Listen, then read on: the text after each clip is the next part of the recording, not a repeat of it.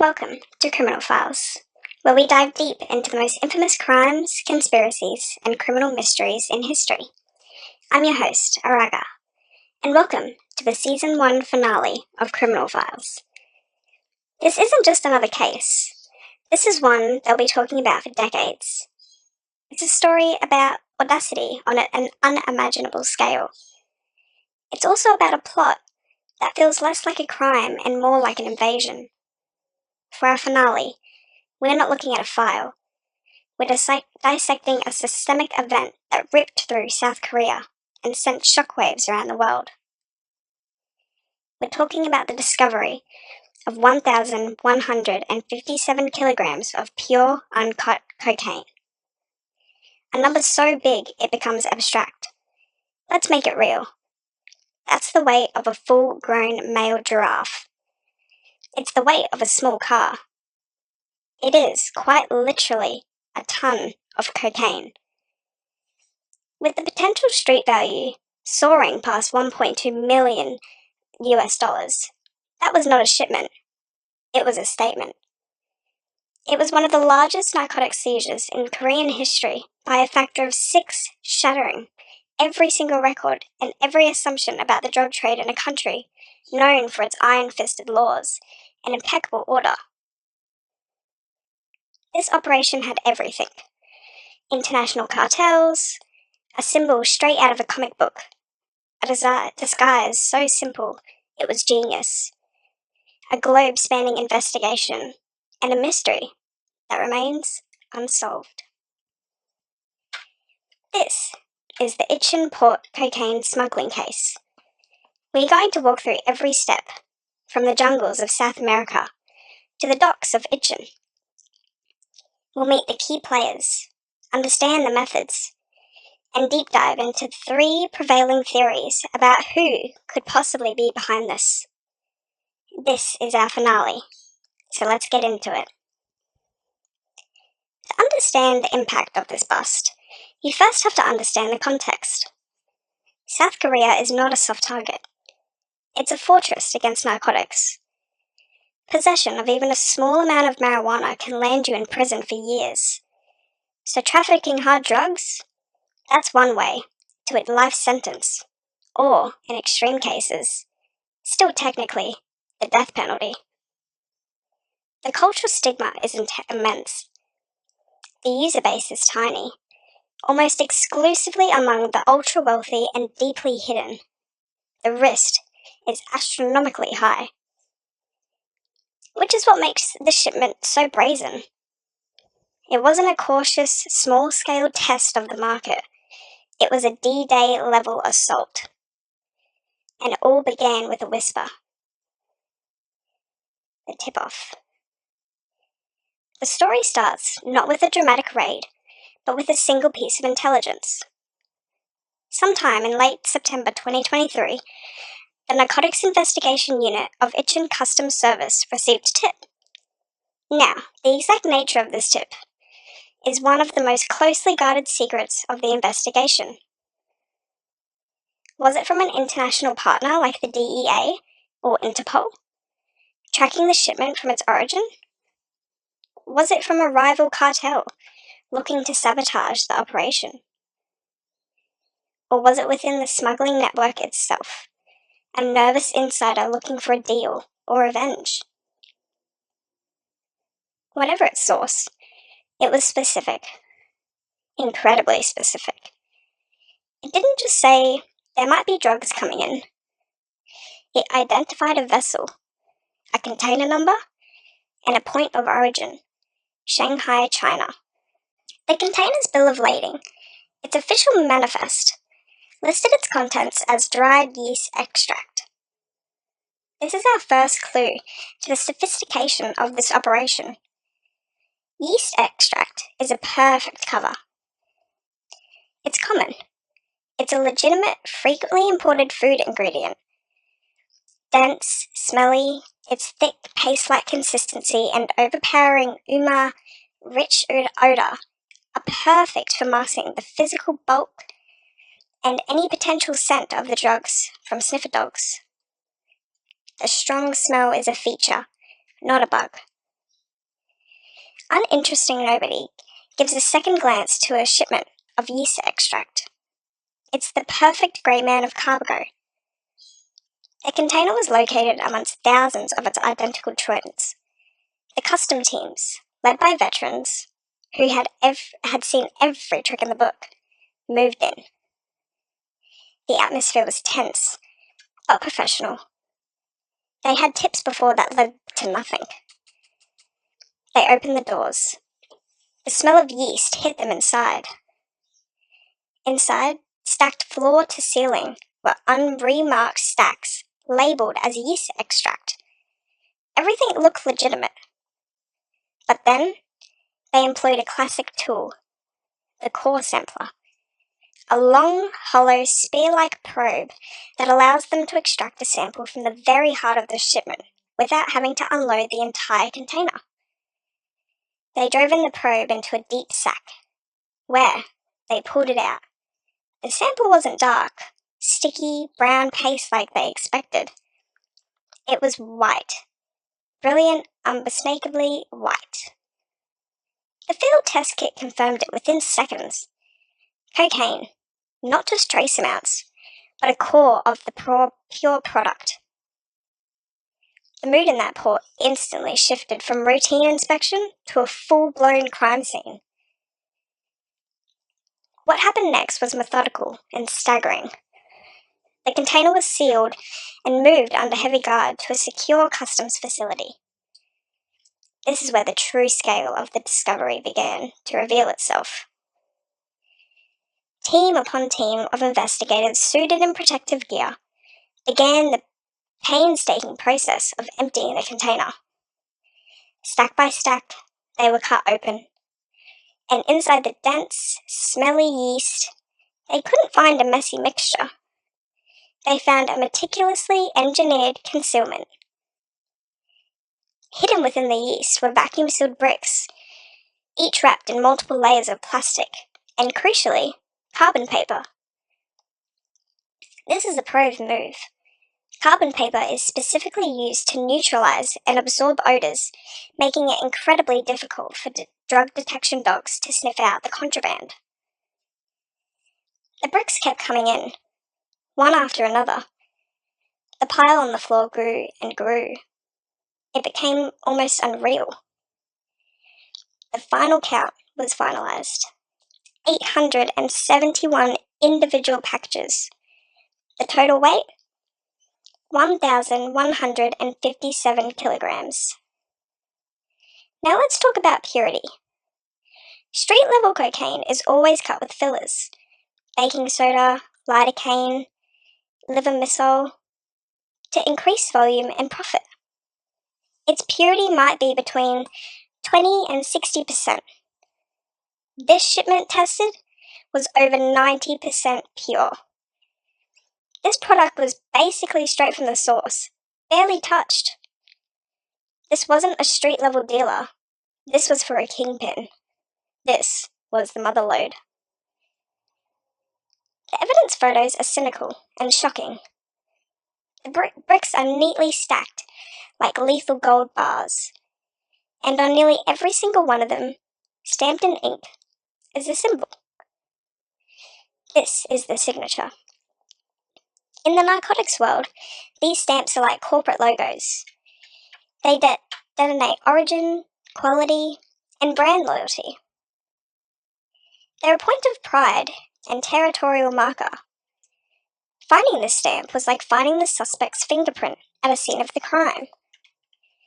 It was our first real clue into the identity of the architects of this audacious plan. The news broke, and it didn't just make headlines. It caused national panic. The Korean public was stunned. Politicians were apathetic. How could this happen here? The very identity of Korea as an impenetrable fortress was under threat. The pressure on the investigators to find those responsible was immense. The hunt begins. A joint task force was formed immediately, pulling in the best from the Incheon Customs, the Korean National Police, and crucially, the National Intelligence Service, South Korea's equivalent of the CIA. This was now officially a national security incident. Their first stop was the paperwork. The container was received by a company called, let's say, XYZ Trading. A quick database search showed it was registered, but when investigators went to the listed address, they found nothing. It was a shell company, a ghost, a paper entity created solely for this one transaction, a dead end. So they turned into the digital and financial forensics. Who registered this company? Who paid for the shipping fees? The web of international finance is often the thread that unravels these schemes. Meanwhile, the T.G stamp that was sent to the intelligence agencies and drug enforcement partners worldwide. The question was burning. What does the crown tiger belong to? This is where the case fractures into possibilities. This is where we introduce our theories. Theory 1. The cartel's gambit. The tiger share. The most straightforward theory points south, directly to the source. The cocaine originated in South America, almost certainly from the region known as the Cocaine Triangle, where Peru, Bolivia, and Colombia meet. The prime suspect, according to most analysts, is the Gulf Clan, one of the most powerful and ruthless drug cartels in the world, led from behind bars by the notorious Onatelli. But their typical branding isn't a tiger. Digging deeper, intelligence suggests TG could stand for the General's Troop, a specific highly violent armed wing within the Gulf Clan itself. The tiger could be a symbol for a specific commander known as El Tigera. The crown, a declaration of their dominance. The logic is sound, but the risk is almost suicidal. Why choose one of the hardest targets on the planet as your first major push, unless South Korea wasn't the target? Theory 2. The transit hub. The Seoul Gambit. What if Incheon was never the final destination? What if it was just a sophisticated layover? This is the transit theory. The cocaine's journey from South America to Shanghai and then to Incheon is a classic example of transshipment. You break the journey to confuse the paper trail. The ultimate targets are markets with more established, wealthier user bases, but equally vigilant customs, like Japan, Australia, or even Russia. The profit margins in Japan are astronomical. A gram of cocaine can sell for over $300. A kilo could fetch over $300,000. The entire shipment could be well worth over $300 million in the Japanese market. Why use South Korea?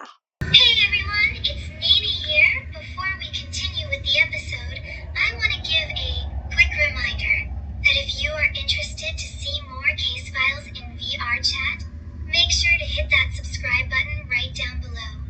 And be sure to turn that notification bell so you can get notified whenever Hayden upload a new video. Thank you so much. Enjoy the episode. Why use South Korea? Precisely because it's not a known narcotics hub. Customs officially in Tokyo and Sydney are on high alert for shipments from known source countries. But a container that's been through South Korea? It might be treated with less scrutiny. It's a brilliant piece of misdirection. The Phantom Korean Company was just a mechanism to get the container off the ship and onto dry land. The plan was likely to let it sit in a bonded warehouse for over a few weeks to let any heat die down.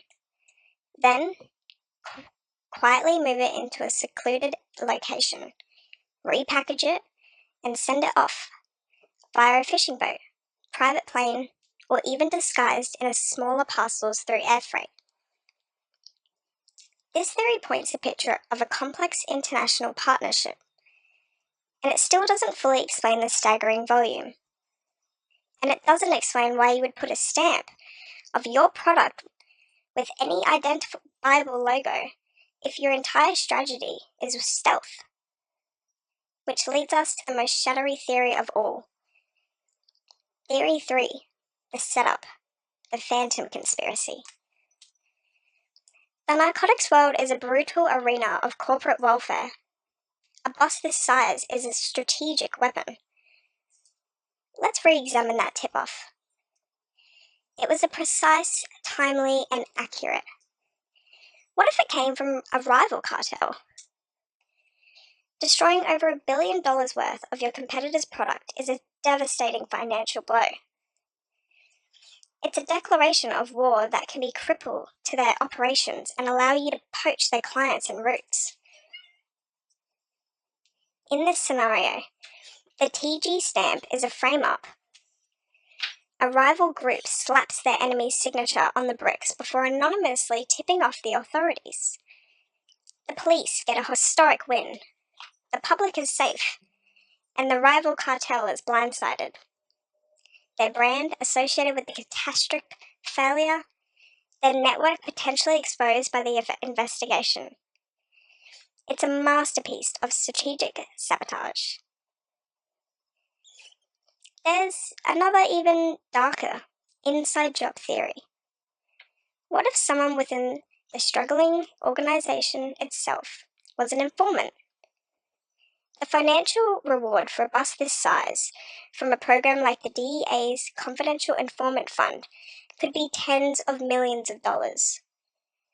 Or perhaps it was a member facing imminent arrest or a deadly threat who sacrificed the entire shipment to bring down the organization from within to secure protection. This theory is the hardest to prove, but it's like the one that accounts for the sheer, almost theatrical audacity of the crime. It feels like a plot from a spy film. But while analytics theorized, the Joint Task Force was following very real, very tangible clues. The breakthrough. This became an international effort. The task force worked with the DEA, Interpol, and agencies across Asia and South America. They followed the money, the ship logs, the digital registrations of the shell company, and they found a name. Then another. The first was a Korean national in his 40s, Jeon. He was a man on the ground, a fall guy. He was the one who was registered, the Phantom Company trading company, handling the bureaucratic paperwork, and was designed to co-sign. His job was to get the container through customs into a secure location. The second was an alleged mastermind, a Chinese-Korean man in his 50s, identified only as Mr. An. He was the international connector, the link to the suppliers, the financer. He was believed to be orchestrating the entire operation from the safety of China, far from Korean jurisdiction. When the news of the bust broke, both men vanished. Jean disappeared into China, and Ah was brought abroad, and he was untouchable. For weeks, the investigation stalled. They had the what, the where, and the how, but they didn't have the who. Then, on November 6, 2023, a major break. Through coordinated international police work and trafficking financial transactions, Korean authorities working with Philippine immigration officials located and apprehended Zhong. He had fled to a resort area in the Philippines, likely hoping to disappear into exile. He was extradited back to Seoul and thrown into intense interrogation. Facing the prospect of life in a Korean prison, he began to talk. He pointed the finger directly at Mr. An, claiming he was just a hired hand, a logistical asset who was promised a large sum of money to handle the Korean end of the deal. He provided crucial details about the communication methods, encrypted apps, the financial arrangements, and the plan for the distribution. Based on this testimony, an arrest warrant was issued for An. But he was, and remains, a ghost. He is believed to be in China, and extraditing a suspect from China on drug charges is a complex, often futile, diplomatic process. He is, for now, beyond reach. John's testimony also confirming a terrifying detail. The plan, according to him, was to distribute the drugs within South Korea. The transit theory began to seem less likely. This raised the most disturbing question of all. Why? Why would anyone try and dump over a ton of cocaine into a market that simply could not absorb it? Let's do the math again, but deeper. The estimated user base for cocaine in South Korea is minuscule, perhaps only 5,000 to 10,000 regular users. This shipment contained enough cocaine for over 10 million individual doses. The market would be instantly, catastrophically saturated. The street price would collapse from over 100,000 per kilo to a fraction of that. The economic logic makes zero sense for a simple sale. But what if the goal wasn't a simple sale? What if the goal was to weaponize the supply? To unleash a tidal wave of high purity, cheap cocaine onto the streets with the specific intent of creating an addiction epidemic? To create a market by creating addicts? It's a predatory long-term strategy that sacrifices short-term profit for long-term control. It is, frankly, a form of biological welfare. This suggests a level of ambition and patience that is terrifying.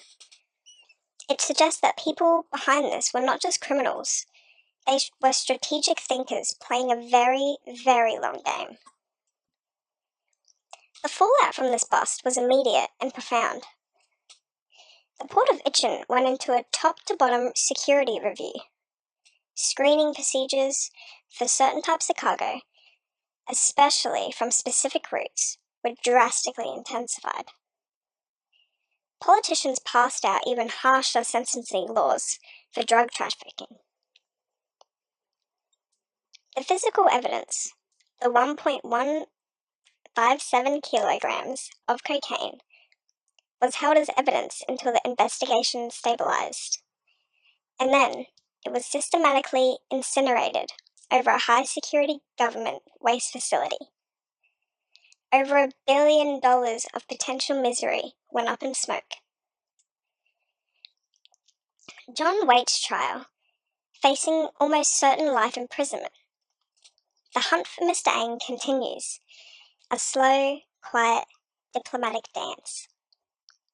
And the TG stamp? Through internationally intelligence sharing, authorities have reported identifying the specific Colombian criminal organization it belongs to, strongly leaning towards Theory 1. But the full report remains classified. The crown tiger remains as an enigmatic symbol, an almost successful but utterly atrocious crime. So where does that leave us? We have a kingpin hiding and a foot soldier in jail, a mountain of drugs destroyed, and a million unanswered questions.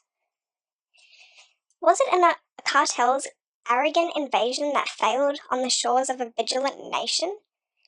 Was it a sophisticated transit operation that was betrayed by a single precise tip-off? Or was it a calculated act of war between criminal empires using a national law enforcement as a weapon? The file on the Incheon cocaine seizure is officially closed, but the mystery remains wide open.